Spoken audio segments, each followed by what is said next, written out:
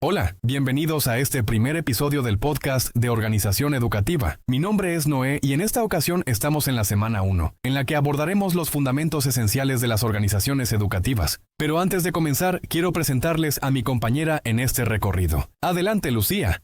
Gracias, Noé. Es un gusto acompañarlos en este primer episodio. Pónganse cómodos y prepárense para un episodio lleno de información valiosa. Y para comenzar, te tengo una pregunta, Noé. ¿Qué son las organizaciones educativas?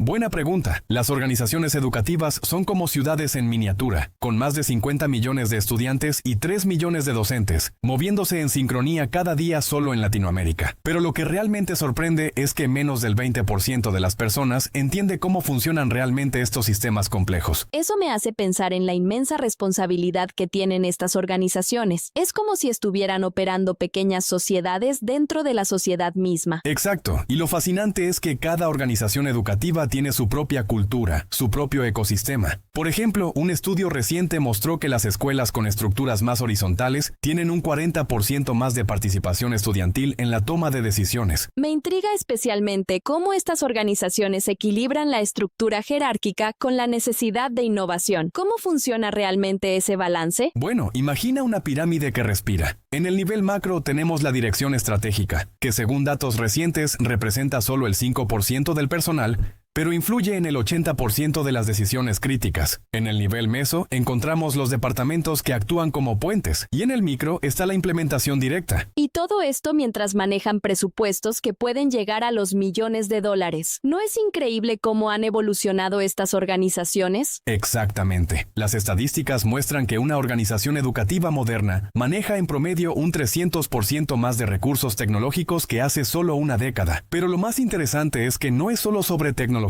es sobre adaptación y evolución constante. Me hace pensar en cómo estas organizaciones tienen que equilibrar tantos aspectos diferentes. ¿Cuáles dirías que son los desafíos más críticos? El 65% de las organizaciones educativas luchan con la integración tecnológica, el 48% con la capacitación docente y el 72% con la gestión del cambio cultural. Es como tratar de cambiar las ruedas de un auto mientras está en movimiento. Eso me lleva a pensar en el impacto social. Las organizaciones educativas no solo educan, transforman comunidades enteras. Así es. Un estudio longitudinal de 10 años mostró que las comunidades con organizaciones educativas bien estructuradas experimentaron una reducción del 40% en problemas sociales y un aumento del 35% en emprendimientos locales. Es como si fueran catalizadores de desarrollo social. Y hablando de desarrollo, ¿qué hay de los diferentes enfoques para gestionar estas organizaciones? Aquí es donde se pone interesante. El enfoque tradicional estructuralista, que dominó durante décadas, está siendo desafiado. Las organizaciones que han adoptado enfoques más sistémicos y ecológicos muestran un 45% más de efectividad en sus resultados educativos. Recuerda el concepto de organizaciones como sistemas vivos. ¿Cómo se aplica eso en la práctica? Una organización educativa promedio tiene más de 1000 interacciones significativas por día entre sus diferentes componentes. El 30% son planificadas, pero el 70% son orgánicas y emergen naturalmente. Eso debe requerir una gestión increíblemente compleja. Así es. Las organizaciones educativas exitosas invierten el 25% de sus recursos en sistemas de gestión y coordinación. Pero lo más sorprendente es que aquellas que priorizan la comunicación interna ven un aumento del 60% en la satisfacción tanto de estudiantes como de docentes. Y todo esto